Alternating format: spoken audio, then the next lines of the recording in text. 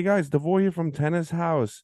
I will break down Carlos Alcaraz forehand, and I'm gonna put it in a language that the recreational player will understand. And we're gonna go through some key points that you can compare yourself as a recreational player with Alcaraz and see how far you're off of that ideal motion. And let's just look this beautiful forehand motion from Alcaraz. And let's see it one, two times. That's an aggressive forehand I picked, and let's get to it, guys. All right, so I will start all of the ground strokes with that split step. You need to make sure you split. Look at Alcaraz. He just came from a different ball, and then he splits. You see, it's a little hop where he lands on his toes right there.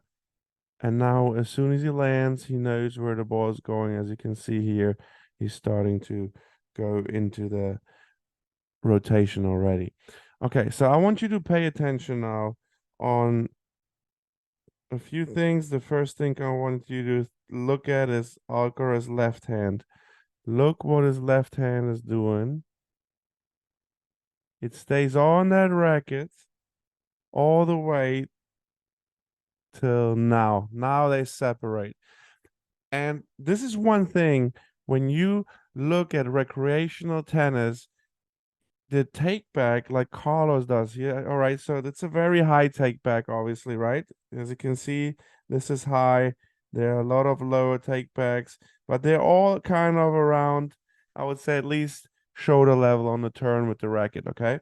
So why the left hand is so important is because as you can see, when Carlos turn now, his belly button points to the side, right? So his body coiled. Too many recreational players stick the racket. Look, I can bring the racket back and have my arm here and not turn up my upper body at all. And that's what a lot of recreational players do. They just stick the racket back. And they lose so much control, power, accuracy. I can just go on with that list. You need to make sure you rotate in your upper body in order to have a really good, powerful, controlled forehand. Okay. And therefore, as you can see, look at his left hand. Look at his left hand. It stays, we call this the racket. So this here is the racket throat or the racket heart, where that left hand is on there. So if you would take a right hand off now, he could hold his racket with the left hand. So the left hand manipulates the angle on that turn to get the racket in this position. So once he's turned like this, I always call this when you look at video footage of yourself, look where the strings point. They point to the crowd. So he is extremely up here. Some players are like this, but the strings point to that crowd and your belly button pointing to the crowd. And that means you have a good coil in the upper body. Okay.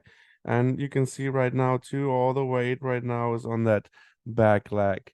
All right. So this is our ideal preparation we're showing right here. And then when the all that being in this position right now, coiled, look, I'll give you a great tip now with the indicator. Look, the ball just bounced. And this is the latest moment that you have to get into this position. If you would be right now here, and the ball would bounce, you're in trouble because then you still have to get the racket up here. So when the ball is on your side and it bounces, you are with the racket ready right there. Okay, that's another thing recreational players do wrong in not having the turn, and they stick the racket and that fake turn too late back, and then you see a lot of recreational players getting jammed. This is ideal, what you see right here. All right, now let's see what's happening. He he's loading and pushing now into the ground in a second. So his racket head goes down. And then we have a moment. This is so pretty. Look at his eyes are on the ball, right? His butt cap points forward towards the other side, or actually like to that ball when it's coming. So the butt cap points to the ball that's coming. And right here. And he is still coiled until he's still coiled. A lot of players in this moment, their belly button faces the other side already before he even hits the ball. So that means they open way too early and lose all the balance and control. So he is perfectly balanced and controlled in this moment right here. Beautiful again, as I said. And the butt cap points towards the ball on the other side. So why I point that out is because every tennis player in the preparation has a different style of preparation. Novak lets the string point to the crowd, to the back when he turns. Uh, Alcaraz has it super high. So everyone is different. But where they're all the same is that moment of the main action of the shot, which happens now from here to contact. This, everyone looks the same from here to here. See that? From here to here. But they all look different here. And what I want to say with that is, as you can see, you put a recreational players with this high take back, they're gonna hit the ball. They're not gonna be able to hit it. It's too high. They're gonna just mess it up.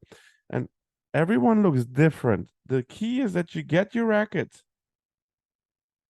to this position, to this contact point in this fashion, like right now Alcaraz is showing. Everything you do here before, it doesn't matter. You can go up like this, you can go with the elbow. All that does not matter. This is what matters, that you get the racket there. Now you can see what I mentioned earlier.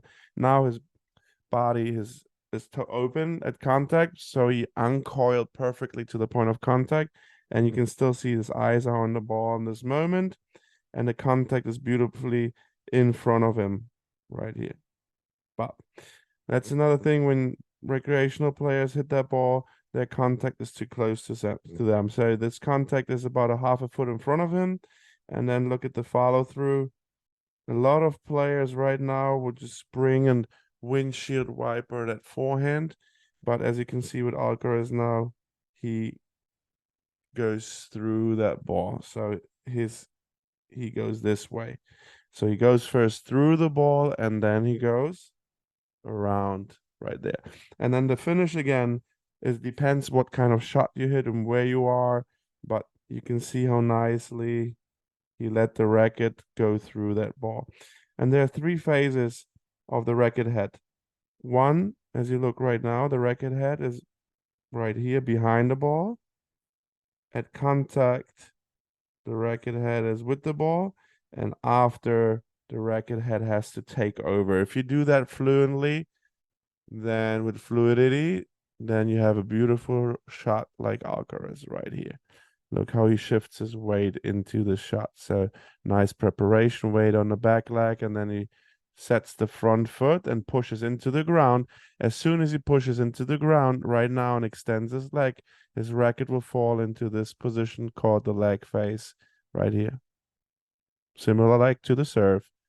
And he needs to push into the ground, and all the energy goes now into the hand and then into the racket. Beautiful how he transfers his weight. And another thing, um, a lot of recreational players don't do is look at this left arm. It's right here. A lot of players, you will see the arm dangling, hanging down here. And what it does is having the left arm here, when he swings, he's balancing himself out. If the left arm would dangle around, he swings that fast forward here, he would lose and drift and fall to the left side there. So now he can stay balanced because the arm is right here and balancing everything out. Overall, just a beautiful forehand from Alcaraz.